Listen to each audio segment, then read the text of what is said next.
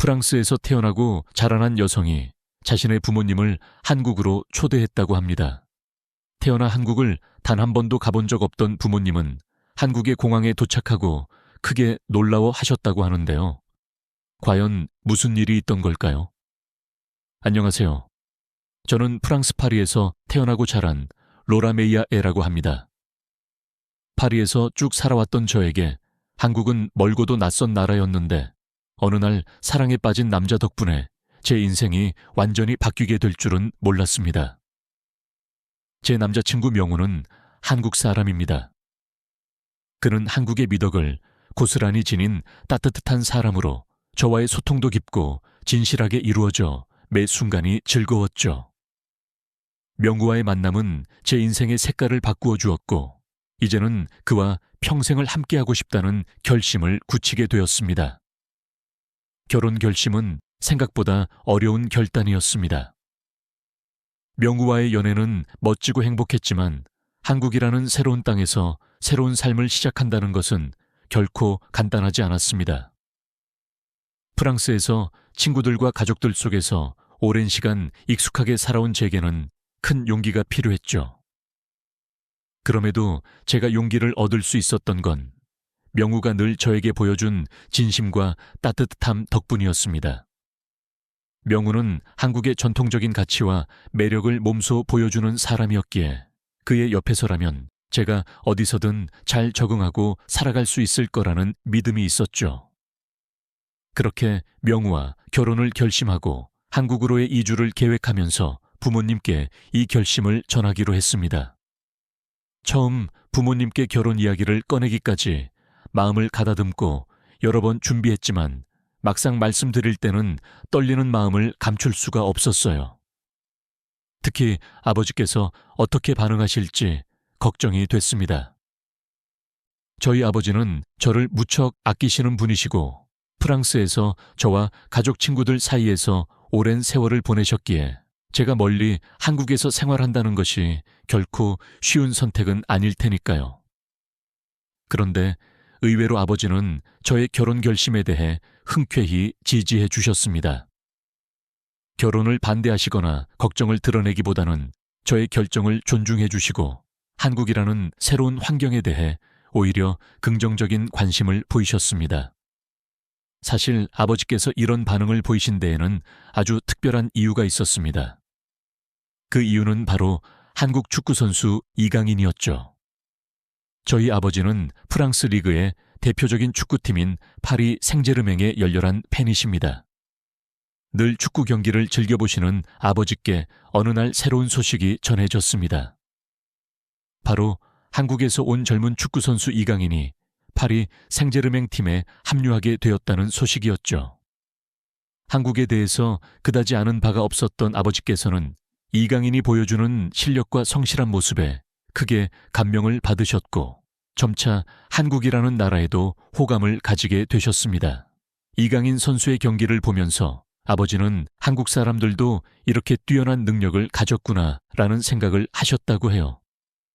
이강인 선수의 투지와 열정, 그리고 프랑스에서도 인정받는 실력을 보며 아버지는 자연스럽게 한국과 한국인에 대해 열린 마음을 가지기 시작하셨죠. 그러다 보니 제가 한국 남자와 결혼하고 한국으로 이주하겠다는 이야기를 전했을 때 아버지는 이미 마음의 준비가 되어 있었던 것 같습니다. 오히려 아버지는 한국 남자와 결혼한다는 멋지다 라며 격려해 주셨고 저 역시 아버지의 응원에 힘을 얻을 수 있었습니다. 어머니 역시 한국에서 생활하게 될 저를 걱정하면서도 응원해 주셨습니다. 제가 사랑하는 사람과 새로운 인생을 시작하는 것을 응원해 주시면서도 명우가 어떤 사람인지 그리고 한국은 어떤 나라인지 알고 싶어 하셨죠. 그래서 저와 명우는 부모님을 한국으로 초대하기로 결정했습니다. 이렇게 가까이서 직접 한국을 경험하고 명우를 만나보신다면 저희 부모님도 제 결혼 결심을 더 확실하게 받아들여 주실 것이라 생각했어요. 명우도 부모님을 초대하는 것에 매우 기뻐했고 한국을 직접 보여드리게 되어 설레어 했습니다. 명우는 엘리자 부모님이 오시면 내가 준비할 수 있는 모든 걸 준비할게. 한국의 멋진 모습을 많이 보여드리고 싶어. 라며 자신 있게 말해 주었습니다. 사실 명우는 평소에도 한국 문화를 저에게 자랑하곤 했습니다. 한국의 전통적인 문화뿐만 아니라 한국인들의 따뜻한 정과 배려를 직접 경험해 보신다면 부모님께서 한국에 대해 좋은 인상을 가지실 거라고 확신했어요. 그렇게 한국으로의 초대가 결정되었고 부모님께서는 한국 여행을 준비하며 설레는 마음을 감추지 않으셨어요. 한국이라는 나라에 대해 큰 기대를 가지고 오시진 않았지만 그래도 아버지는 이강인 선수가 태어난 나라라면 믿을 만하다는 생각을 하신 것 같아요. 그렇게 저와 부모님 그리고 명우는 특별한 여행과 만남을 준비하게 되었고 부모님께 한국을 보여드릴 날을 손꼽아 기다리게 되었습니다.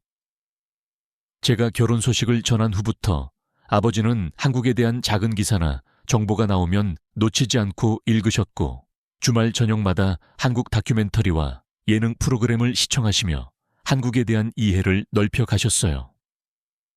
특히 한국의 현대적인 도시 생활과 기술 발전에 대해 놀라움을 감추지 못하셨죠.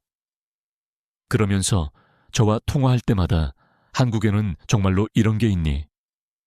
라고 물어보시기도 하고 네가 한국에서 생활하는 모습을 상상하면 이제는 괜찮을 것 같다 라고 말해주기도 하셨어요. 어머니 역시 한국에 대해 알아가는 재미에 푹 빠지셨어요. 특히 한국 음식에 관심이 많으셔서 명우와 제가 함께 보낸 사진 속에 한국 음식들에 대해 항상 질문을 하셨어요. 한국에서의 생활은 프랑스와는 또 다른 새로운 경험이 될 것이고 부모님이 한국을 경험하면서 느끼실 감동과 놀라움이 저에게도 특별한 순간이 될 것이라는 기대가 컸습니다. 아버지께서는 한국이라는 나라가 이렇게 매력적인 줄 몰랐다. 이강인 선수의 국가이기도 하고 한국인들의 생활이 아주 흥미로워 보여. 네가 가서 살게 될 나라가 얼마나 멋진지 확인하고 싶구나 라고 말씀하시며 환히 웃으실 때면 저는 마음이 더 설레고 기뻤습니다. 드디어 부모님과 함께 한국으로 떠나는 날이 왔습니다. 부모님께서는 비행기 안에서도 한국에 대한 기대와 설렘을 감추지 않으셨고 창문 너머로 한국 땅이 보이자 신기해하며 저와 함께 웃으셨어요. 그렇게 긴 비행을 마치고 인천공항에 도착하자마자 부모님은 놀란 눈으로 주변을 둘러보셨습니다. 공항의 크고 현대적인 구조와 반듯한 시설, 밝고 활기찬 공항 분위기가 프랑스와는 또 다른 느낌을 주었던 것 같아요. 한국이 꽤 발전한 나라라는 걸 알고 계셨지만 막상 공항의 시설과 디자인을 직접 눈으로 보시니 기대 이상이었다고 하셨죠. 인천공항의 깔끔하고 효율적인 시스템을 경험하시면서 정말 놀랍구나. 이 정도일 줄 상상도 못 해봤단다. 한국은 정말 현대적인 나라임이 틀림없네. 이렇게 감탄하시던 아버지의 표정이 아직도 생생합니다. 어머니도 오마이갓 로라, 정말 아름답고 세련된 공항이구나. 한국이 이렇게까지 발전한 줄은 몰랐어. 라며 밝게 웃으셨어요. 명우와 그의 가족들도 부모님을 맞이하기 위해 공항에 나와 있었습니다. 환한 미소로 다가온 명우는 저희 부모님께 준비해온 프랑스어 인사로 반갑습니다. 환영합니다. 라며 인사를 건넸습니다. 부모님은 명호와 그의 가족이 자신들을 위해 준비해준 작은 선물과 환대에 깜짝 놀라시며 고마워하셨습니다. 명호의 가족들이 준비한 선물에는 프랑스에서 자주 쓰이는 친근한 표현과 함께 한국의 전통을 담은 작은 장신구가 담겨 있었죠. 아버지는 자신을 배려한 정성에 감동하시며 한국인은 정말 친절하다는 소문이 맞는가 보구나. 첫 인상부터 아주 좋군이라고 말씀하시며 명회에게 인사를 건네셨어요. 저희는 짐을 챙기고 부모님을 명호의 집으로 안내하기 위해 콜베를 탔습니다. 한국의 대중교통이 편리하다는 이야기를 들은 적은 있지만 부모님께서는 이렇게 빠르고 편안하게 이동할 수 있을 줄은 몰랐다고 하시며 만족해 하셨습니다. 한국의 대중교통 시스템과 효율적인 서비스는 프랑스와는 또 다른 매력이었던 것 같습니다. 특히 공항에서부터 명호의 집으로 향하는 길 내내 도로가 잘 정비되어 있는 모습을 보며 아버지는 한국 사회의 체계적인 면에 대해 감탄을 아끼지 않으셨어요. 명호의 아파트 단지에 도착했을 때 부모님은 고층으로 우뚝 솟은 아파트 건물들을 보고 또 한 번 놀라셨습니다. 아버지께서는 이렇게 높은 아파트들이 빼곡히 모여 있는 건 참 신기하군. 한국에서는 많은 사람들이 이렇게 아파트에 사는 모양이구나 라며 한국에서의 생활 방식에 대해 궁금해 하셨습니다. 프랑스의 주택가와는 전혀 다른 모습에 다소 놀라신 듯 했지만 흥미로운 시선으로 이 모습을 받아들이셨습니다. 명호의 집안에 들어섰을 때 부모님은 예상치 못한 한국만의 특징을 경험하시게 되었죠. 현관에서 신발을 벗고 들어가는 문화가 처음에 낯설었지만 명호 가족이 친절하게 설명해 드리자 어머니도 이것도 참 특별한 문화구나. 위생적이기도 하고 실내가 더욱 깔끔하게 느껴져라며 긍정적으로 받아들이셨어요. 그리고 집 안으로 발을 들이자 따뜻한 바닥을 밟고는 깜짝 놀라시며 이건 뭐지? 방바닥이 따뜻해 라고 말씀하셨죠. 프랑스에서는 경험해보지 못한 온도를 난방이었기에 바닥이 따뜻한 것이 무척 신기했던 겁니다.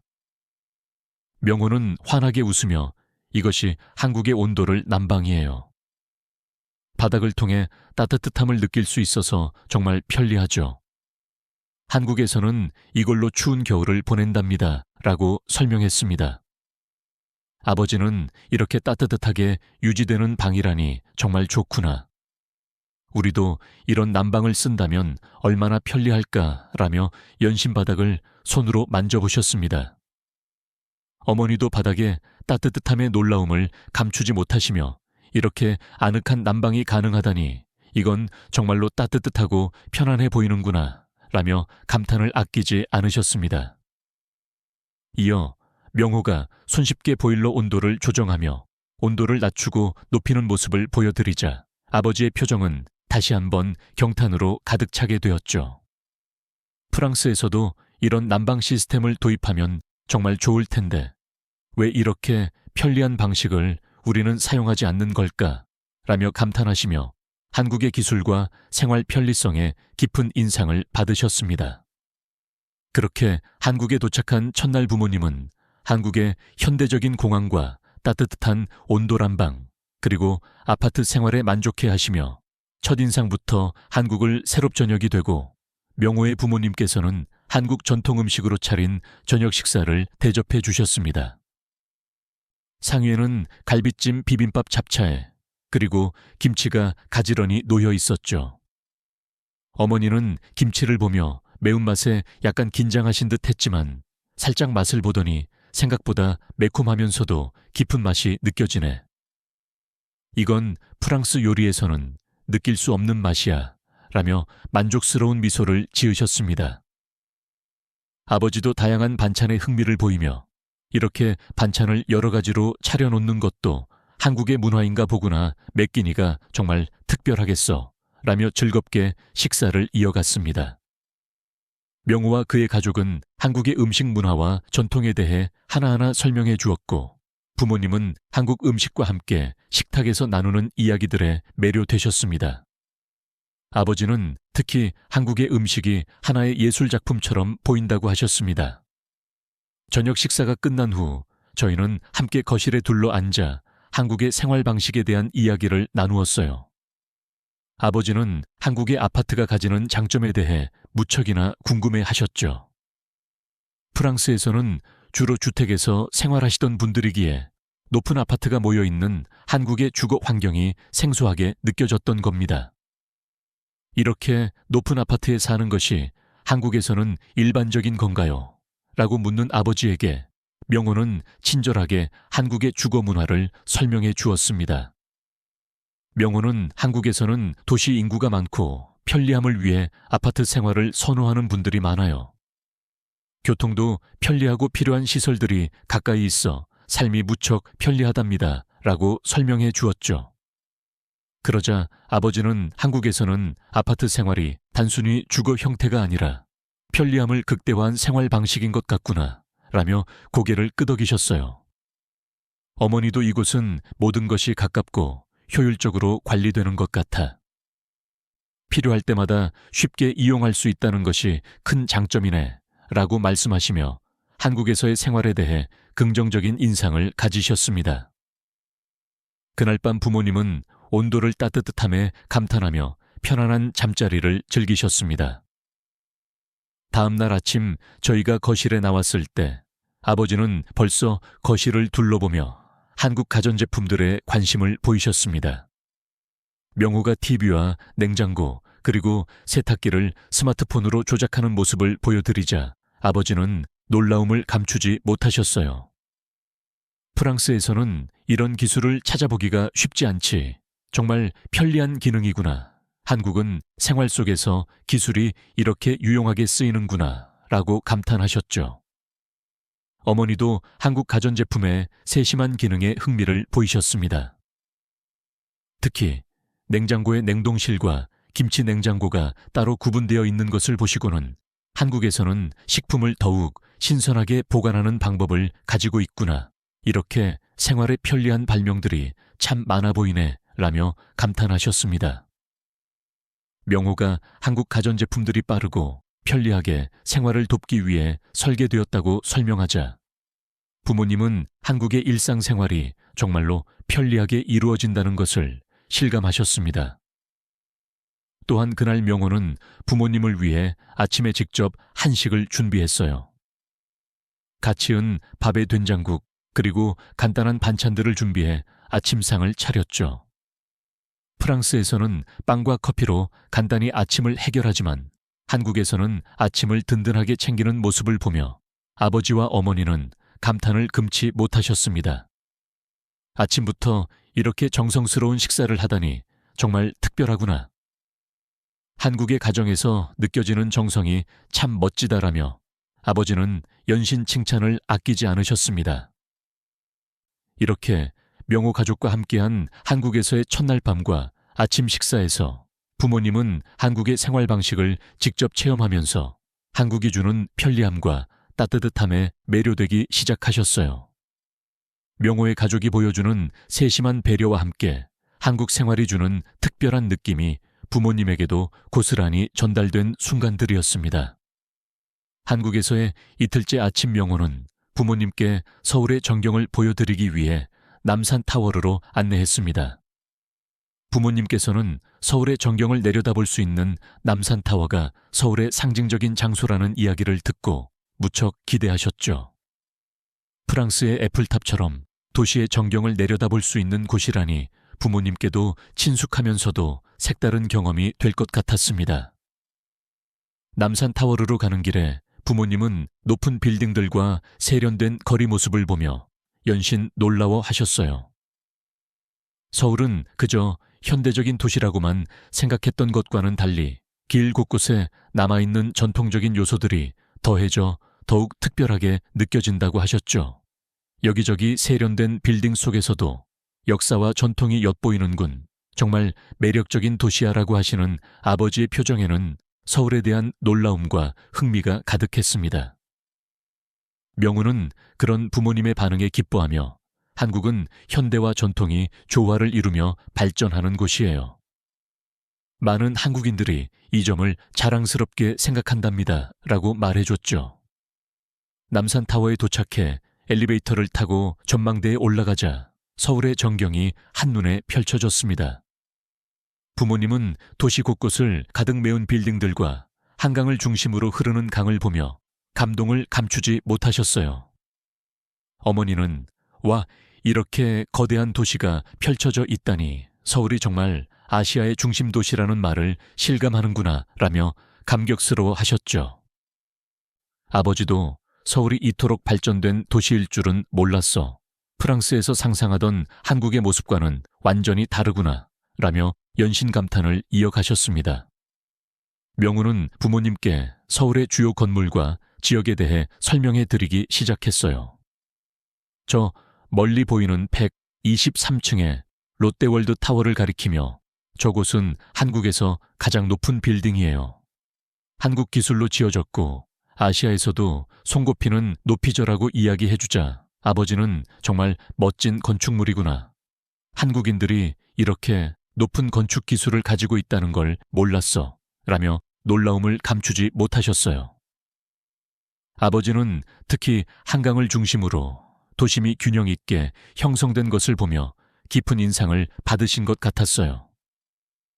명우는 한강이 서울의 상징이자 시민들이 휴식을 취할 수 있는 중요한 공간이라고 설명하며 서울 사람들에게 한강은 단순한 강이 아니에요. 한강 주변에서 가족들이나 친구들과 함께 시간을 보내며 즐거운 추억을 많이 만들어가는 장소랍니다. 라고 말해 주었죠. 그러자 어머니는 이렇게 큰 도시에서도 자연과 함께할 수 있는 공간이 있다는 게 참 좋은 것 같아. 프랑스 파리에서 센강이 있는 것처럼 서울에는 한강이 있어 더욱 정감이 가는 것 같구나 라며 미소를 지으셨습니다. 남산타워를 내려오면서 아버지는 서울이라는 도시는 기술과 자연 전통과 현대가 정말 잘 어우러진 도시구나. 이제 네가 한국에서 사는 게 전혀 걱정되지 않아. 오히려 이곳에서 배울 점이 많을 것 같다 라고 말씀하셨어요. 저 역시 그런 아버지의 말씀을 들으며 마음이 뭉클해졌습니다. 아버지가 한국의 발전된 모습과 따뜻한 사람들을 직접 경험하시며 안심하시고 또 기뻐하시는 모습이 참으로 다행스럽고 감동적이었죠. 남산 타워에서 내려와 우리는 잠시 쉬기 위해 근처의 카페에 들렀습니다. 명우가 고른 카페는 창밖으로 한강이 내려다 보이는 전망 좋은 곳이었어요. 아버지는 한강과 도시가 어우러진 경치를 바라보며 이곳은 정말 조화롭고 평화로운 느낌이야. 한국인들이 이 강과 함께 일상을 보내며 살아간다는 것이 정말 멋지구나 라고 말씀하셨죠. 저도 그 말을 들으며 서울이라는 도시에 대한 새로운 시선이 생겨나는 것을 느꼈습니다. 카페에서 차를 마시며 휴식을 취한 후 명우는 부모님께 서울에는 한국의 전통과 현대가 만나는 곳이 많이 있어요. 내일은 전통시장을 방문해서 한국의 다양한 모습들을 보여드릴게요 라고 말씀드렸습니다. 부모님은 너무 기대된다. 명우 한국의 전통이 살아있는 현장을 경험할 수 있다니 이곳이 단지 발전된 도시가 아니라 오랜 역사를 간직한 곳이라는 걸 느낄 수 있을 것 같구나 라며 기대감에 찬 눈빛을 보이셨어요. 그날 남산타워에서 본 서울의 광경은 부모님께 한국이라는 나라가 가진 특별한 아름다움과 역동적인 삶을 깊이 인식하게 해준 기회였습니다. 부모님은 서울이 단지 발전된 도시가 아니라 과거와 현재가 조화를 이루는 특별한 곳이라는 것을 깨닫고 나서야 제가 이곳에서의 생활을 결심한 이유를 더 이해해 주신 듯 했죠. 남산타워에서 서울의 멋진 전경을 경험한 다음 날, 명우는 부모님께 한국의 일상적인 편리함을 보여드리기 위해 함께 쇼핑을 하기로 했습니다. 특히 한국의 택배 서비스와 온라인 쇼핑 시스템을 직접 경험해 보시면 한국 생활이 얼마나 편리한지 실감하시리라 생각했습니다. 저희는 먼저 서울의 유명한 쇼핑몰로 향했습니다. 대형 쇼핑몰 안으로 들어가자 부모님은 넓고 현대적인 실내 다양한 브랜드와 매장들이 한 곳에 모여있는 모습을 보시고는 신기해 하셨죠. 어머니는 파리에도 대형 쇼핑몰이 있지만 한국은 훨씬 더 체계적이고 모든 것이 잘 갖춰져 있는 것 같구나 라고 말씀하시며 다양한 매장을 둘러보는 것을 무척 즐거워하셨어요. 한국의 쇼핑몰은 그저 물건을 파는 곳이 아니라 편리한 생활 공간으로서 기능한다는 사실을 직접 체험하시며 감탄을 아끼지 않으셨습니다. 명우는 쇼핑몰의 식당가로 부모님을 안내해 드렸어요. 한쪽에는 한국 전통 음식이 준비된 푸드코트가 있고 다른 쪽에는 다양한 세계 음식들이 질비해 있었죠. 어머니는 이곳에 오면 다양한 음식을 한 곳에서 즐길 수 있구나. 쇼핑몰이 하나의 작은 도시 같은 느낌이야. 라며 감탄하셨어요. 한국에서는 식사를 하며 쇼핑을 즐기고 편하게 쉬기도 하는 공간이 쇼핑몰 안에 모두 갖춰져 있다는 점이 신선하게 다가왔던 것 같습니다. 쇼핑몰을 둘러본 후 명우는 부모님께 한국의 빠른 택배 시스템을 설명하며 직접 온라인 주문을 시범해 보였습니다. 명우는 미리 준비해둔 어플리케이션으로 몇 가지 물건을 주문하며 이 물건들은 아마 내일 아침이면 집에 도착할 거예요 라고 설명했습니다. 이 말을 들은 아버지는 깜짝 놀라시며 내일 도착한다고 정말 그렇게 빨리 오는 거야 라고 물으셨죠. 명우는 자신 있게 고개를 끄덕이며 한국의 택배 시스템이 어떻게 효율적으로 작동하는지, 특히 새벽 배송이나 당일 배송이 가능한 이유에 대해 설명했습니다. 한국에서는 신선식품도 아침 일찍 배송이 가능하며 하루 만에 주문한 물건을 받아볼 수 있는 시스템이 발달했다는 이야기에 부모님은 정말 놀라워하셨어요. 어머니는 프랑스에서는 택배가 일주일 이상 걸리는 경우도 흔한데 이렇게 빠르게 필요한 물건을 받아볼 수 있다니 정말 편리한 생활이겠구나 라고 하시며 한국의 신속한 서비스 문화에 감탄하셨습니다. 아버지는 프랑스에서도 이런 시스템이 있으면 정말 좋을 텐데 필요한 물건을 그날로 바로 받아볼 수 있다는 건 참으로 획기적인 발상이야 라고 연신 고개를 끄덕이셨어요. 명우는 부모님께 한국이 좁은 국토에 비해 인구가 많고 도시 생활이 밀집되어 있기 때문에 이런 빠른 배송 서비스가 발달하게 되었다고 설명해 드렸습니다. 그리고 이러한 서비스가 한국인들의 생활 속에서 얼마나 중요한 역할을 하는지도 덧붙여 말씀드렸죠. 명우가 주문한 물건은 다음 날 아침에 정확하게 집으로 배달되었습니다. 부모님은 놀라움과 신기함에 물건을 받아들고 연신 감탄하셨어요. 어머니는 정말로 말한 대로 아침에 도착했네. 이렇게 생활의 편리함이 더해진다면 한국에서의 일상이 훨씬 여유로울 것 같다라며 큰 만족감을 보이셨습니다. 명우는 택배를 받은 김에 부모님께 한국의 전통시장도 보여드리기로 했습니다. 전통시장에 도착하자 부모님은 다채로 없고 활기찬 분위기에 푹 빠지셨습니다. 어머니는 다양한 채소와 과일들이 진열된 모습을 보며 이곳은 정말 정감이 느껴지네. 파리의 시장과는 또 다른 활기와 따뜻함이 있는 것 같다라며 한국의 시장 문화에 대한 호감을 드러내셨어요. 아버지도 전통시장의 신선한 식재료와 사람들의 친절한 모습에 감동하며 한국 사람들은 정말 손님을 정성으로 맞이하는 것 같다.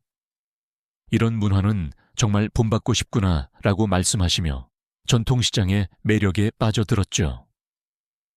한국의 다양한 모습, 특히 빠르고 편리한 쇼핑 시스템과 전통적인 시장 문화를 동시에 경험하면서 부모님은 한국 생활이 단지 현대적이고 편리한 것에 그치지 않고 한국인들만의 따뜻한 정서와 문화가 여전히 살아있음을 느끼셨습니다. 쇼핑을 마친 후 집으로 돌아가는 길 어머니는 이제야 네가 한국에서 생활하면서 어떤 것들을 느꼈을지 알 것 같다. 한국은 단지 멀고 이국적인 곳이 아니라 정말로 살아가기 좋은 곳이구나 라며 미소 지으셨습니다. 명우와 저는 부모님이 한국에서의 삶에 대해 긍정적인 인상을 가지게 되신 것 같다. 마음이 편해졌습니다. 한국의 다채로운 일상을 체험한 부모님이 이제 한국에서 생활할 저의 모습을 조금은 이해해 주신 것 같아 기뻤습니다. 한국 생활에 대해 알아가며 감탄을 이어가던 부모님께 명호는 한국의 대중교통과 치안 수준을 경험해 보실 수 있도록 서울의 다양한 곳을 지하철과 택시로 이동하며 둘러볼 계획을 세웠습니다. 한국의 지하철 시스템과 정시성을 자랑하는 대중교통은 프랑스와는 또 다른 매력을 보여줄 것 같아 저 역시 기대가 되었어요. 지하철역에 도착했을 때 부모님은 깔끔하게 관리된 역과 사람들이 줄을 서서 승차하는 질서 있는 모습에 무척 놀라셨어요. 아버지는 이렇게 많은 사람들이 한 곳에 모여 있는데도 서로 질서를 지키는 모습이 정말 인상적이구나. 한국인들이 규칙을 중요하게 생각하는 것 같다라고 말씀하셨죠. 어머니 역시 여기서는 대중교통을 이용하는 것조차 편안하고 안전하게 느껴지는구나 라며 한국의 생활 환경에 대해 신뢰감을 가지기 시작하셨습니다. 명호는 지하철 어플리케이션을 통해 부모님께 예상 도착 시간을 보여드리며 한국 지하철이 정시에 정확히 운행된다는 점을 설명했습니다. 프랑스에서는 열차가 자주 지연되는 탓에 계획이 어긋나는 경우가 많지만 한국은 정시성 덕분에 일정을 체계적으로 짤 수 있다는 이야기를 듣고 아버지께서는 고개를 끄덕이셨습니다. 정시에 도착하고 이동할 수 있다는 건 정말 편리하구나. 이런 신뢰할 수 있는 시스템이 있다면 시간을 훨씬 더 알차게 쓸 수 있겠어. 라며 한국의 교통 시스템을 높이 평가하셨습니다. 또한 지하철을 타고 이동하면서 명호는 지하철 내 안전 시스템과 시설에 대해 설명해 주었어요. 모든 지하철역에 설치된 CCTV와 정기적으로 순찰하는 보안 인력, 그리고 지하철 내 질서 있는 분위기에 부모님은 더욱 안심하는 눈치셨어요. 명호가 어린 아이들도 혼자서 지하철을 타고 학교에 갈 수 있는 이유가 한국의 치안 수준 덕분이라고 이야기하자 어머니는 무척 감탄하시며 이렇게 안전한 환경이라면 너도 여기서 생활하면서 걱정 없이 지낼 수 있을 것 같다라며 안도하셨습니다. 사실 프랑스에서 아이가 혼자서 지하철을 타고 학교를 등교한다는 것은 상상할 수도 없는 일이고 절대 불가능한 일이라고 여기기 때문이었고 이는 프랑스뿐만 아닌 전 세계 어느 나라를 가더라도 마찬가지였으니까요. 목적지에 도착하자마자 명호는 부모님께 편리한 택시 호출 어플리케이션을 보여드리며 직접 택시를 불렀습니다. 명호가 어플리케이션을 통해 택시 위치를 확인하고 목적지까지 예상 시간을 안내하는 모습을 보시며 아버지는 다시 한번 놀라셨어요. 한국은 정말로 생활을 편리하게 해주는 시스템이 잘 갖춰져 있구나. 이런 시스템이라면 어디든 안심하고 다닐 수 있겠어 라고 말씀하시며 연신 감탄에 감탄하셨습니다. 저녁이 되어 서울의 야경을 보기 위해 한강 근처로 이동하자 부모님은 가로등이 환히 밝혀진 거리를 보고 또다시 감탄을 이어가셨습니다. 밤인데도 이렇게 밝고 안전한 길을 걷다니 참 편안하구나 라고 아버지는 말씀하셨죠. 한국에서는 밤에도 사람들이 안전하게 걸어 다니는 모습을 보고 밤길조차 이렇게 안전하다니 정말 치안이 좋은 나라야.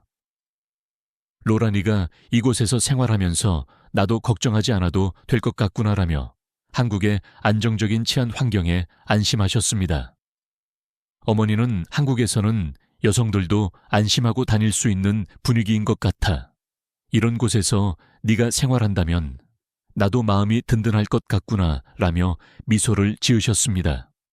부모님께서는 한국이 생활에 편리한 뿐 아니라 기본적인 안전함까지 모두 갖추고 있는 나라임을 깨닫고는 한국에서의 제 결혼 생활을 더욱 응원해 주시는 눈치였죠. 그날 밤 부모님께서는 서울의 안정적인 치안과 편리한 대중교통을 직접 경험한 후 한국은 모든 것이 질서정연하고 안전해서 로라니가 결혼하고 이곳에서 어떻게 잘 지낼 수 있을지 눈에 보이는 것 같구나라며 아주 만족스러운 미소를 지으셨습니다. 부모님이 한국 생활에 대해 안심하고 긍정적으로 생각하시게 된 것 같아 저와 명우도 무척이나 기뻤습니다. 서울에서의 며칠간의 체류를 통해 부모님은 한국의 생활과 문화 그리고 한국 사람들의 따뜻한 배려와 친절을 느끼며 조금씩 마음을 열어가고 계셨습니다. 특히 치안, 대중교통, 쇼핑, 한국만의 세심한 서비스 등 다양한 면에서 한국이 생활하기에 편리하고 안전한 나라임을 직접 경험하신 덕분에 저와 명우의 결혼 생활을 긍정적으로 바라봐 주셨죠. 그날 저녁 명우는 저녁 식사로 한국인들이 사랑하는 소주와 삼겹살을 대접하며 한국에서의 마지막 날을 특별하게 보내기로 했습니다. 식당에 도착하자마자 아버지는 익숙하지 않은 분위기와 셀프 방식의 구입 문화에 흥미를 느끼셨습니다. 불판 위에서 지글지글 익어가는 삼겹살을 보며 이렇게 직접 고기를 구워 먹는 방식은 정말 흥미롭구나. 프랑스에서는 맛보기 힘든 문화야. 라며 미소를 지으셨죠. 명우는 구워진 삼겹살을 쌈채소와 함께 싸서 드시는 법을 알려드렸고, 부모님은 한국 음식을 즐겁게 경험하시며 삼겹살의 맛에 감탄하셨어요. 특히 소주와 함께 곁들이며 한국인의 회식 문화를 느끼게 해준 명우에게 감사해야 하셨습니다. 어느덧 대화가 무릎이 있고 아버지는 소주 한 잔을 들고 차분하게 말씀을 시작하셨습니다. 사실 내가 한국에 오기 전에는 네가 멀리 타국에서 결혼 생활을 한다는 것이 너무 걱정이 되었단다. 나도 프랑스에서 나고 자라 그것만이 익숙했으니 한국이 얼마나 좋은 나라인지 알지 못했거든. 그런데 직접 와서 보니 한국은 내가 생각했던 것보다 훨씬 발전되어 있고 안전하고 전기 넘치는 곳이다구나. 라고 하시며 며칠간의 경험에서 느낀 점을 진심 어린 목소리로 말씀해 주셨어요. 아버지의 솔직한 속마음을 들으며 저도 감동이 밀려왔고 명우도 조용히 미소를 지으며 고개를 끄덕였습니다. 이어 아버지는 내가 이렇게 좋은 나라에 너를 시집 보내게 되어 정말 기쁘구나. 명우 군과 함께라면 너는 한국에서 충분히 행복하게 잘 살아갈 수 있을 것 같아. 그리고 이제 한국은 나에게도 자랑스러운 나라가 되었단다. 라며 저와 명우의 결혼을 진심으로 허락해 해주셨습니다. 어머니도 한국은 정말로 안전하고 살기 좋은 나라였어. 이곳에서 네가 행복하게 지낼 수 있다는 생각에 우리도 이제는 마음이 든든해졌구나. 명우와 함께 멋진 가정을 꾸리길 바랄게. 라며 축복해 주셨습니다. 부모님의 축복과 허락을 받는 순간 저와 명우는 서로의 손을 꼭 잡으며 서로를 바라보았고 우리는 마치 오랜 꿈을 이룬 것 같은 기쁨과 안도감을 느끼며 눈물을 흘렸습니다. 그 모습을 지켜보시던 부모님은 저희 둘을 서로 포옹해 주시고 명우에게 감사함을 표했어요. 그리고 어머님마저도 눈물을 글썽이셨죠. 따뜻한 저녁을 보내고 난 그날 밤에 명우는 부모님을 모시고 한국의 전통을 느낄 수 있는 한옥으로 안내했고 그곳에서 뜻깊은 마지막 밤을 보냈습니다. 나무와 종이로 이루어진 따뜻한 한옥방 안에서 부모님은 편안한 분위기를 만끽하시며 잠들기 전 저에게 한국은 단지 멀고 낯선 나라가 아니라 정말로 살기 좋은 곳이었구나. 네가 이곳에서 명우와 함께 행복한 삶을 꾸려갈 것이라는 확신이 생겨. 우리 딸, 한국이라는 든든한 울타리 아래 명우와 늘 밝고 행복했으면 좋겠어. 사랑한다. 우리 딸이라고 말씀해 주셨습니다. 프랑스에서 태어나 성장해오면서 성인이 된 뒤 어머니와 단 한 번도 끌어안고 잠들어 본 적이 없었는데 한국에서의 마지막 밤에 따뜻한 한옥방 안에서 꼭 끌어안고 잠이 들었답니다. 한국에서의 며칠이 우리 모두에게 잊지 못할 소중한 시간이 되었고 부모님께서 저의 새로운 삶을 진심으로 응원해 주시게 되어 가슴이 따뜻해졌습니다. 다시 프랑스로 돌아가는 부모님의 미소는 제가 태어나 본 미소 중에 가장 아름다웠어요. 저는 명우와 이 아름다운 나라 한국에서 행복한 삶을 살고 있습니다. 명우와 함께 프랑스에 가서 부모님을 뵐 때면 항상 부모님은 한국에서의 경험을 이야기하십니다. 그리고 말씀하시죠. 언제 한번 또 초대해 주겠니? 라고 말이죠. 한국은 저에게 그리고 우리 가족에게 정말 잊지 못할 추억을 만들어준 고마운 나라입니다. 또한 제가 너무나 사랑하는 국가이고 앞으로도 명우와 멋진 한국에서 꿈같은 결혼 생활 이어나가겠습니다. 네, 오늘 사연 여기까지입니다. 그저 한 통의 사연이었는데 왜 제 마음이 설레일까요? 이 아름다운 한국에서 늘 행복한 결혼 생활 되셨으면 좋겠습니다. 그리고 로라 씨 부모님 분들도 자주 한국에 놀러 오셨으면 좋겠네요. 자, 마음을 따뜻하게 녹여줄 사연으로 골라서 이렇게 소개해드렸습니다. 안녕하세요. 여우튜브 송은지입니다. 여우튜브와 협업 중인 KS 오토플랜 소개를 잠시 하려고 해요. KS 오토플랜은 취약계층을 돕는 선한 기업입니다. 사회에 도움을 주는 기업과의 협업은 언제든 환영하죠. 구독자분들에게 저렴한 가격으로 차량을 렌트하실 수 있는 혜택을 드리기로 했답니다. 취득세, 자동차세, 정비비용, 보험료까지 모두 KS 오토플랜이 책임지니 월 저렴한 비용만 내시고 차량을 이용하시면 됩니다. 차량 구매, 장기 렌트, 단기 렌트 모두 다 가능하니까 언제든 차량이 필요할 땐 선한 기업 KS 오토플랜을 이용해 보세요. 많은 분들이 이용해 주신다면 취약계층에 있는 어려운 분들에게도 좋고 이용하시는 분들도 좋고 모두가 다 같이 좋은 일이라고 생각된답니다. 고정 댓글에 이용 방법과 구독자분들의 다양한 혜택 확인하시도록 남겨두겠습니다. 감사합니다. 굉장히 오랜 시간 동물 사육사로 일을 해오던 한 외국 남성이 한국 방송에서 푸바오라는 판단을 보고는 흐뭇해하고 있습니다. 그런데 그런 푸바오가 중국으로 간다는 소식에 부랴부랴 짐을 챙겨 중국행 비행기에 몸을 실었다는데요. 그곳에서 그 사육사는 믿기 힘든 장면들을 보고 분노에 휩싸이기 시작했다는데 과연 무슨 일이 벌어졌던 것일까요? 안녕하세요. 저는 세계 5대 동물원 중 하나인 체코에 있는 프라하 동물원에서 일하고 있는 앤토니라고 합니다. 40대 남자죠. 저는 제가 프라하 동물원에서 일하고 있다는 것에 항상 자부심을 느끼며 살고 있습니다. 우선 동물을 굉장히 좋아하는 저에게 있어서 프라하 동물원은 최고의 직장이거든요. 복지가 좋아서가 아닙니다. 동물 복지에 대한 인식이 아주 뛰어난 것이기 때문이에요. 반려동물을 기르는 분들이라면 아시겠지만 동물을 기르는 사람일수록 동물의 행복한 삶에 관심을 가지기 마련입니다. 이 점에서 저는 제 직장인 프라하 동물원이 아주 좋아요. 어느 정도냐면 동물원에 방문하는 방문객들은 인간이 동물들의 공간에 침입했다는 느낌이 들 정도라는 말을 하고는 합니다. 사람보다는 동물에게 맞춰진 시설이니까요. 그렇다고 절대 동물을 사람처럼 대하지는 않습니다.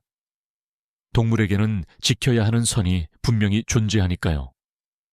이 선을 지키기 위해서는 동물에 대한 해박한 지식이 필요하기 때문에 저는 사육사로서의 지식을 얻기 위해 노력해 왔습니다. 경력이 길고 이 분야에서는 전문가로 인정받고 있음에도 여기서 그치지 않고 계속해서 노력하고 있는 상황입니다. 최근에는 아시아 동물들에 관한 책을 보고 있어요. 요즘 이쪽에 관심을 가지고 있다 보니 유튜브에도 자연스럽게 아시아 동물들의 영상이 뜨더라고요. 그러던 중 보게 된 게 동물농장이라는 프로그램이었습니다. 정말 사랑스러운 동물들이 많이 나오더라고요. 이런 힐링 프로그램이 있다니 알고 보니 이게 한국 방송이더라고요. 사실 저는 한국에 대해 좋지 않은 이미지를 가지고 있었습니다. 언제부터 생긴 건지는 모르겠는데 한국인들은 동물을 좋아하지 않고 오히려 함부로 대한다는 선입견이 있었어요. 막 혐오하거나 한국인이라면 무조건 싫어는 아니었지만 한국을 떠올리면 좀 꺼려지는 게 사실이었어요. 그런데 이런 힐링 프로그램이 한국에서 방영된다니 믿기 어렵더라고요. 처음엔 혹시 연출인가 라는 생각이 들기도 했습니다. 그런데 이건 절대 연출일 리 없었어요. TV 프로그램에 등장하는 동물들은 제가 봐온 동물들보다 행복해 보였습니다. 동물들은 그 무엇보다 솔직한 존재잖아요. 행복하지 않은데 행복한 척을 할 수가 없어요. 그리고 그 뒤에는 반려동물들을 사랑으로 보살피는 보호자들의 관심과 사랑이 있다는 걸 보게 되었습니다. 제 하루하루는 한국의 TV 프로그램으로 채워져 갔어요.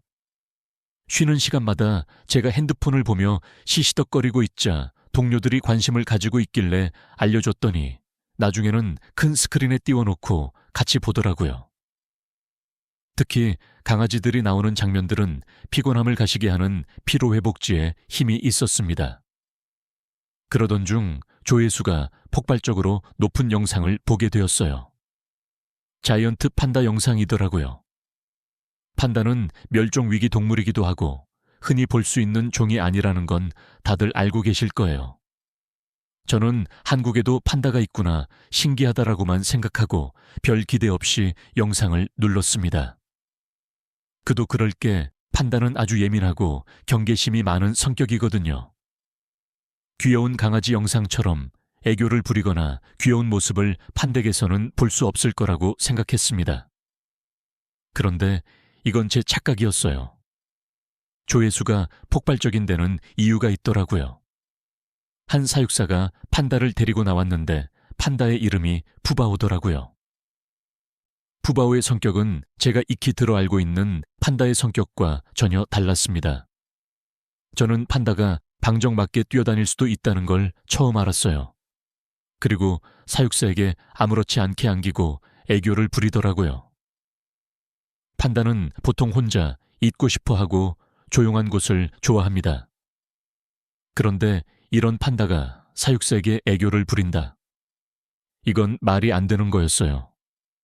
낳아준 어미와도 이렇게 못 지내는데 대체 사육사와의 신뢰관계가 얼마나 두터워야 이런 모습을 볼 수 있는 건지 의아했습니다. 저는 대체 이 사육사가 무슨 마법을 부린 건지 영상을 계속해서 찾아보기 시작했어요. 저보다 경력이 훨씬 길어 보이는 사육사는 판다의 번식도 성공한 분이셨습니다. 아시겠지만 판다는 멸종위기종으로 분리되어 있어요. 생태계가 파괴되고 천적이 많다는 이유도 있지만 일단 번식 자체가 쉽지 않거든요. 만약 저에게 판다가 온다면 저는 번식을 성공시킬 수 있으리라 장담할 수 없습니다. 저도 이 분야에서는 전문가고 꽤 인정받는 사람인데도 말이죠. 이 정도로 판다의 번식은 힘든 일입니다. 예민한 판다가 임신을 하고 새끼를 낳으려면 그만큼 심리적인 안정을 느껴야 하는데 그것 자체도 쉽지 않거든요. 하지만 한국에 있는 사육사는 그걸 가능하게 했고 푸바오의 번식을 성공시켰습니다. 그리고 또 번식을 성공시켰더라고요. 제가 이 소식을 동료 사육사들에게 말하자 다들 입을 떡 벌리고 그게 가능해? 라는 반응을 보였습니다. 그리고 얼마 뒤 저희는 한 군데 모여서 함께 푸바오 영상을 찾아볼 정도로 푸바오의 팬이 되었습니다. 그런데 저는 또 다른 시선으로 푸바오 신드롬을 지켜보고 있었어요. 저는 경력이 꽤 되는 사육사이다 보니 동물원의 입장도 늘 고려하고 있습니다. 사육사로서 바라보는 푸바오의 모습은 그것대로 놀라웠지만 푸바오가 있는 동물원이 푸바오를 노출시키는 방법도 놀라웠습니다. 예능 프로그램을 보는 것처럼 퀄리티 있는 영상을 제작해서 대중들에게 보여주는데 영상 자체가 지루하지 않고 재미있다 보니 사람들의 이목을 집중시킬 수 있었죠. 또 이런 관심은 동물들에게도 좋은 영향을 줄 수 있습니다. 동물이 주는 행복이 얼마나 큰지를 사람들이 알게 되니까요. 하지만 이 행복에 눈이 멀어서 책임지지도 못할 생명을 데려와서는 안 되죠. 한국 동물원의 영상에서는 단순히 행복함만 보여주는 게 아니라 한 생명을 돌보는 것에 얼마나 큰 시간과 노력이 들어가야 하는지를 보여주고 있었습니다.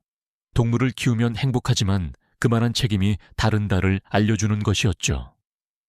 저는 제가 직접 가서 이 모든 것들을 보고 느끼고 오고 싶었습니다. 그리고 그것들을 저희 동물원에 적용하고 싶었어요. 그래서 제 사비를 들여 한국으로 향했습니다. 한국에 와서 놀라웠던 점은 한두 개가 아니지만 이야기를 이어가기 위해 동물원 이야기로 바로 넘어가 보려고 합니다. 일단 복잡한 서울 도심에서 버스를 한번 타면 바로 동물원으로 갈 수 있었어요. 그래서 동물원이 서울 가까이에 있는 줄 알았습니다. 그런데 그게 아니라 꽤 오래 버스를 타고 외곽 지역으로 가야 하더라고요. 빌딩이 빽빽한 서울 도심을 지나 외곽 도로로 달리는데 서울로부터 벗어나면 벗어날수록 건물들이 조금씩 낮아지고 산과 숲의 면적이 조금씩 늘어나기 시작했습니다. 솔직히 서울에 처음 갔을 때 이런 데에 동물원이 있다고 라는 생각이 들면서 살짝 실망했어요. 프라하 동물원의 면적은 정말 크거든요.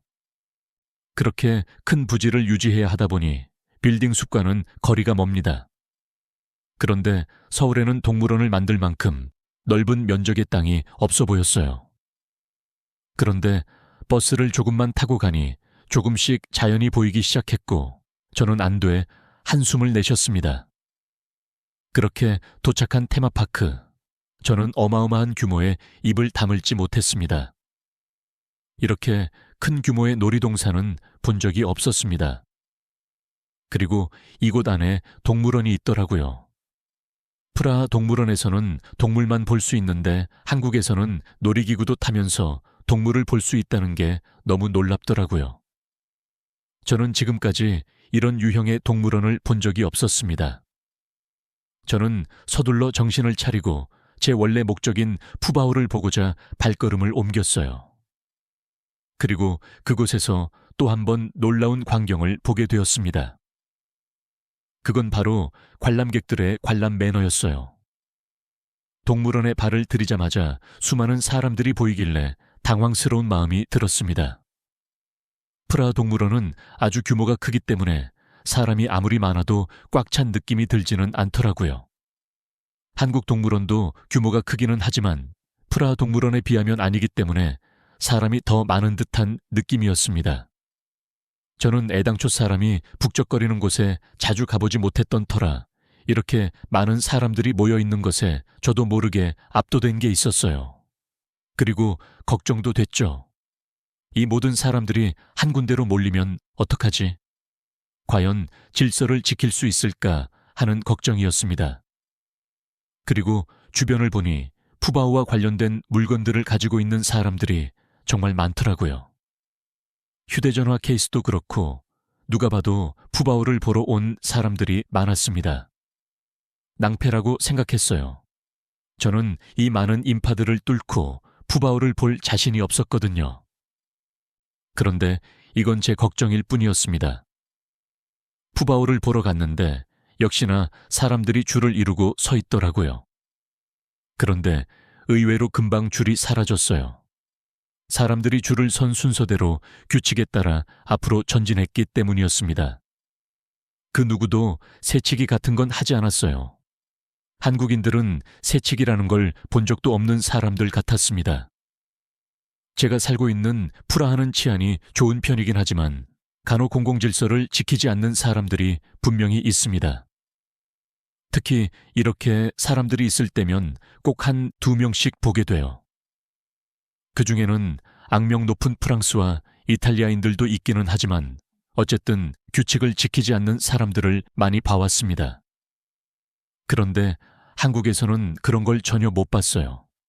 그리고 이상하리라 싶을 정도로 조용하더라고요. 게다가 한 아이가 기다리는 게 힘이 들었는지 칭얼거리자 아이의 엄마는 입에 손가락을 갖다 대며 아이를 진정시켰습니다. 왜 이렇게까지 조용히 하는 건지 의아하다는 생각을 하던 찰나 판다가 소리에 예민하다는 것을 기억해냈습니다. 솔직히 이런 데서는 줄만 잘 서줘도 매너 있는 관람객이에요. 그런데 이렇게 동물의 특성에 맞춰서 관람 예절을 지켜주다니 진짜 감동이었습니다. 저도 사육사로서 정말 많은 사람들을 보게 되잖아요. 동물원에는 수많은 주의 사항들이 존재합니다. 동물, 우리 안으로 손을 집어 넣지 마세요. 유리를 두드리지 마세요. 음식을 집어 던지지 마세요. 와 같은 것들이죠. 그런데 이걸 지키지 않는 사람들이 정말 많다는 걸 조금만 주의 깊게 보면 다들 알 수 있을 것입니다. 물론 한국에서는 찾기 어렵겠지만요. 이렇다 보니 저는 한국 관람객들의 태도에 굉장한 감동을 받았습니다. 이런 사람들만 프라하 동물원에 와준다면 얼마나 좋을까. 쉽더라니까요. 그리고 나중에 서야 알게 된 건데 판단을 보는 시간은 5분밖에 안 되더라고요. 어쩐지 사람들이 빨리 빠진다더니 이런 시간 제한이 있기 때문이었습니다. 그런데 규칙을 잘 지키는 것만 같았던 한국 관람객들 중에서도 예외는 있더라고요. 5분이 지났으니 이동해 달라는 직원의 말을 들은 척도 안 하고 자식 사진을 찍는데 여념이 없던 관람객이 있었습니다. 다른 관람객들도 인상을 찌푸린 채 그 모습을 지켜보고 있었지만 그 사람은 아랑곳 안 하더라고요. 역시 어느 나라든 저런 사람이 있구나 라고 생각하던 찰나 다른 직원이 오더니 말을 하기 시작했어요. 그런데 언어가 뭔가 다른 것 같더라고요. 아시아 언어는 잘 알지 못하지만 동물농장을 몇 개월 동안 봐왔다 보니 한국어를 조금은 알아들을 수 있고 한국어를 구분할 줄은 아닌데 새로운 직원이 문제를 일으킨 관람객에게 하는 말은 한국어가 아니었습니다. 알고 보니 그 관람객은 중국인이었어요. 그 중국인은 자기 뜻대로 상황이 흘러가지 않는 게 짜증났는지 점점 원성을 높이기 시작했습니다. 가뜩이나 조용한 상황이다 보니 그 목소리가 더 크게 느껴졌죠. 진짜 왜 저러나 싶었습니다. 부끄러운 줄 알아야죠. 한창 뛰어놀 나이인 어린아이들도 예절을 지키기 위해 꼭 참고 기다리는데 다 큰 어른이 절에 서야 되겠습니까? 그리고 이런 모습을 보여주면 자식이 뭘 보고 배우겠어요. 참 착잡하더라고요. 그리고 언뜻 보이는 판다가 걱정되기 시작했습니다. 다행히 그 관람객은 안내 요원에 의해 끌려나가듯 자리를 비우게 되었어요. 중국인 관람객이 사라진 자리에는 평화만 남았고 저는 한국 관람객들과 함께 판대계로 향했습니다. 저도 실제로 판다는 처음 보는데 실물이 더 귀엽더라고요. 왜 사람들이 푸바오 열풍에 휩싸였는지 알 것 같았습니다. 그런데 사육사로 판다 우리를 보니 푸바오 귀엽다라는 생각은 나지도 않더라고요. 오히려 판다 우리를 관리하고 각골 사육사들에 대한 존경심만 피어났습니다. 판다 우리는 제가 지금까지 봐왔던 그 어떤 우리보다 더 잘 정돈되어 있었습니다. 그리고 언뜻 보니 그네 같은 것들이 설치되어 있더라고요. 저는 체코에서 봤던 영상 중에 사육사들이 판다를 위한 그네를 만들어준 걸 본 적이 있어요. 그게 저건가 보다 쉽더라고요. 실제로 본이 만드는 게 얼마나 힘들었을지 실감이 되기 시작했습니다. 우리의 크기는 컸고 풀도 있었고 물도 있었어요. 나무도 있고 돌, 꽃도 있었죠. 한국인분들 이런 것만 보고 사셨을 테니 이게 뭐 대단한 거라고 생각하실 수도 있어요. 그런데 이건 정말 쉬운 일이 아닙니다. 세계 5대 동물원인 프라하 동물원은 그렇다 치고 저는 다른 동물원에서 이런 모습을 본 적이 없어요. 동물원의 사육환경에 대한 관심이 늘어나면서 전 세계적으로 사육환경을 개선하는 추세이기는 하지만 아직도 열의 7, 8월은 여전히 콘크리트 바닥 우리를 사용합니다. 그런데 판다가 살던 곳은 아니었어요. 자연 그대로의 모습을 제공하고 있었죠. 솔직히 저는 프라하 동물원만 이런 줄 알았는데 생각도 못했던 곳에서 이런 사육환경을 만들고 있었더라고요. 이외에도 놀라운 점은 한두 개가 아니었습니다. 사파리 월드라는 곳에 차를 타고 들어갔는데 와, 이건 그냥 자연이더라고요. 기린이 트럭 안으로 입을 집어넣는데 사육사인 저조차도 이렇게 가까이에서 기린을 본 게 처음이었습니다.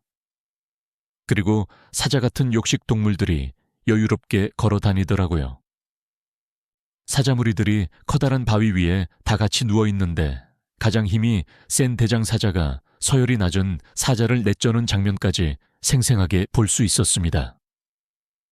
TV에서만 볼 수 있는 그런 모습이 제 눈앞에 펼쳐지는데 지금까지 사육사로 살아온 인생이 쓱 지나가면서 이런 것도 못 보고 살았는데 지금까지의 생활이 무슨 의미가 있나 싶은 생각까지 들더라고요. 이렇게 한국에서 즐거운 추억을 만들고 프라하로 돌아간 저는 한국에서 본 것들을 적극적으로 적용하려고 노력했습니다. 최대한 대자연과 비슷한 환경을 만들려고 했죠. 그런데 역시 쉽지 않더라고요. 제가 아무리 노력해도 제가 관리하는 동물들이 한국에서 본 동물들처럼 행복해 보이지는 않았습니다. 그래서 진지하게 한국으로 유학을 가야 하나 고민하기까지 했죠. 한국에서의 경험을 발판 삼아 책도 보고 영상도 보고 세미나도 가면서 바쁘게 살던 그때 푸바오가 중국으로 돌아간다는 사실을 알게 되었습니다. 판다는 중국에서 아주 귀하게 여기는 동물이잖아요. 그래서 어련히 잘 키울까 싶었어요. 그런데 한 동료가 말하길 한국인들이 푸바오를 중국으로 보내기 싫어한다더라고요. 당연히 그렇겠죠. 푸바오의 인기는 상상 이상이었으니까요.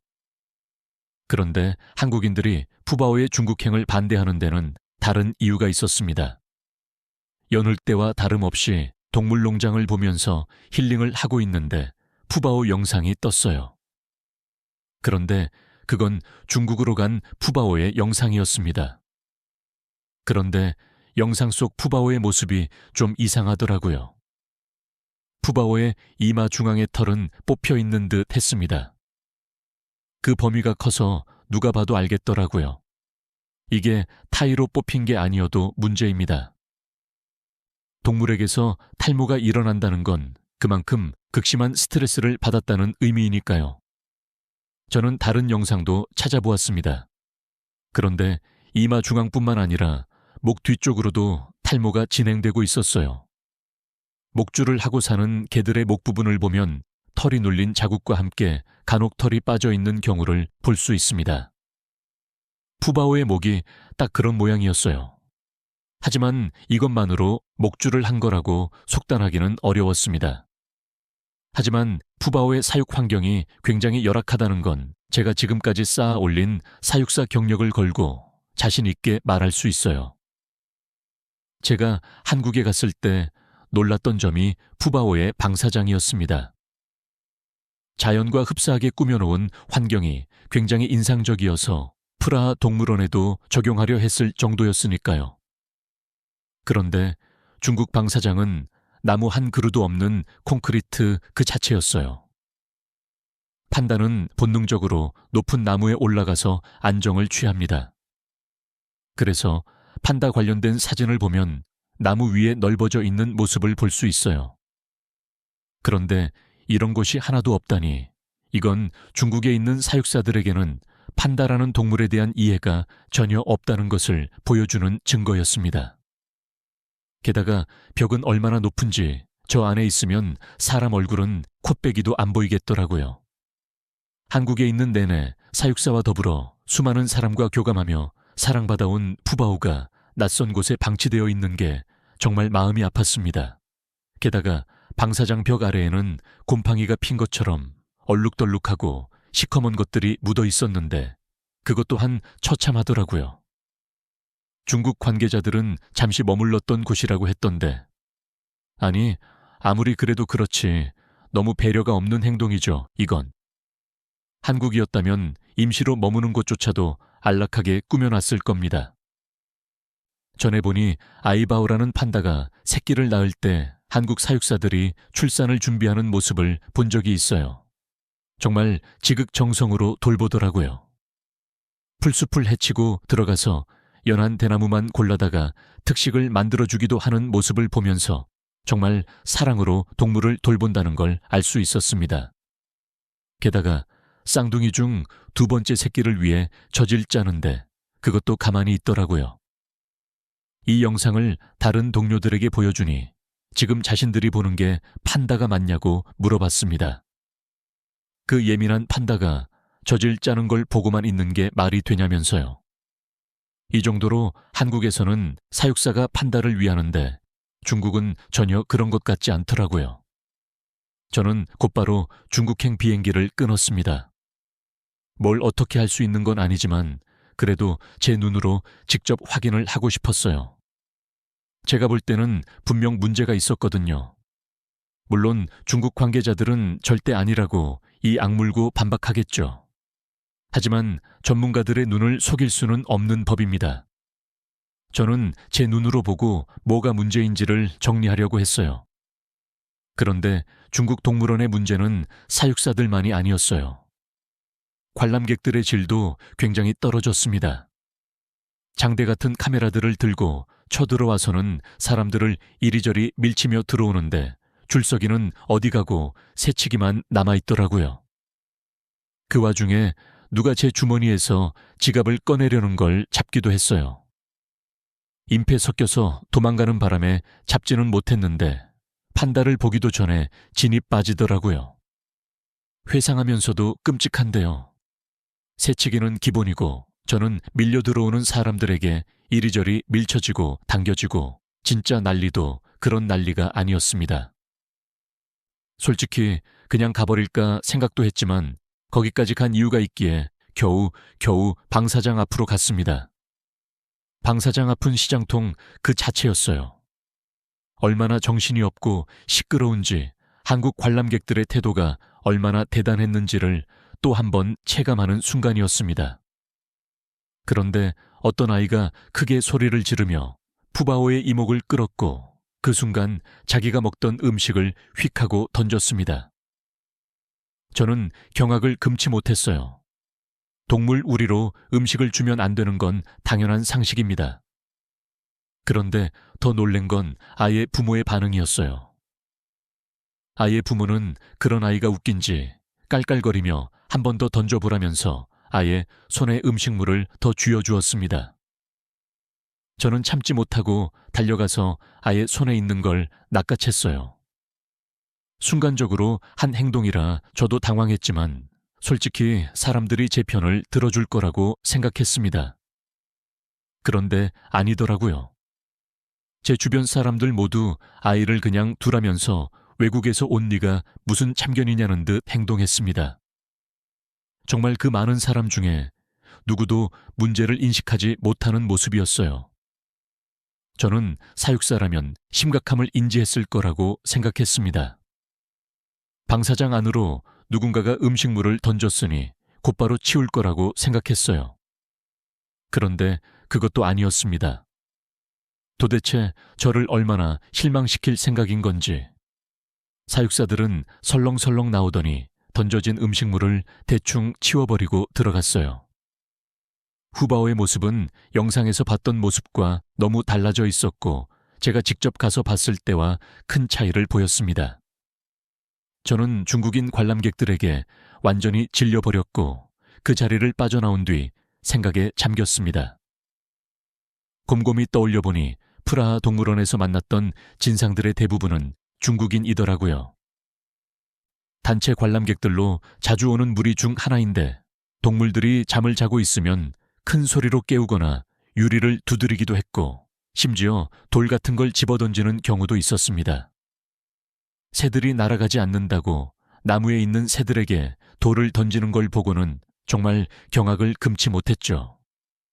그래도 자기들이 그렇게 소중하게 여기고 외교 수단으로 사용할 만큼 아기는 판다만큼은 잘 대해줄 줄 알았는데 알아보니 중국이 판다를 그리 귀하게 여기는 것 같지는 않더라고요. 아실지 모르겠지만 중국에서 가장 인기 있는 판다인 화화의 사육사가 화화의 인기를 등에 업고 특별 방송에 출연한 적이 있었다고 합니다. 그런데 그 인터뷰에 진짜 주인공인 화화는 외부 방사장에 몇 시간 동안 방치되어 있었다고 하죠. 가장 인기가 많다고 하는 판다에 대한 대우도 이 모양인데 다른 판다들은 어떻겠어요? 이럴 거면 다른 나라에서 데려가지나 말지 판다를 사랑하는 게 아니라 외교적으로 이용해 먹을 수 있는 수단으로서 판다를 사용하는 것뿐이라는 생각을 지울 수가 없었습니다. 많은 수의 자이언트 판다를 데리고 있고 다른 나라와 달리 자기네 나라 판다니까 막 대회도 문제를 제기할 사람이 없잖아요. 그리고 푸바오는 애초에 한국에서 번식에 성공한 판다입니다. 과연 중국에서의 삶이 행복할까라는 질문에 네라는 대답을 도저히 내릴 수가 없었죠. 저는 이날의 경험 이후 중국 동물원과 관련된 이슈를 찾아보았습니다. 정말 심각하더라고요. 불과 몇 년 전인 2021년에는 동물원에서 표범 3마리가 탈출한 적이 있었습니다. 이런 일은 있어서는 안 되지만 아주 간혹 있는 일이기는 해요. 그런데 문제는 6씩 동물 3마리가 탈출을 했는데 이 사실을 일주일 동안 숨겼다는 것이었습니다. 1921년? 아닙니다.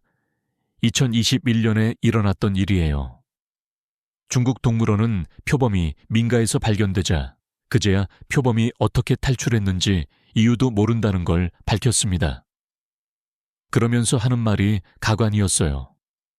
어린 표범들이라서 공격성이 약해 위험하지 않을 것이라고 봤다는 거죠. 아무리 어린 동물이라 하더라도 동물은 동물이고 배가 고프면 뭐라도 공격할 수 있다는 사실은 사육사라면 당연히 알아야 하는 것입니다. 그런데 얼마나 무지하면 이걸 간과하고 쉬쉬하는지 이해가 안 되더라고요. 표범이 무슨 고양이도 아니고 새끼라고 위험하지 않다는 게 대체 어느 나라 말입니까? 그리고 괜한 공포심을 불러일으키지 않기 위해서 탈출을 알리지 않았다는데 위험을 알고 외부 활동을 조심하는 것과 표범이 길을 활보한다는 것을 전혀 모르고 거리를 활보하는 것 중에 뭐가 더 공포스러울지 정말 몰랐던 걸까요?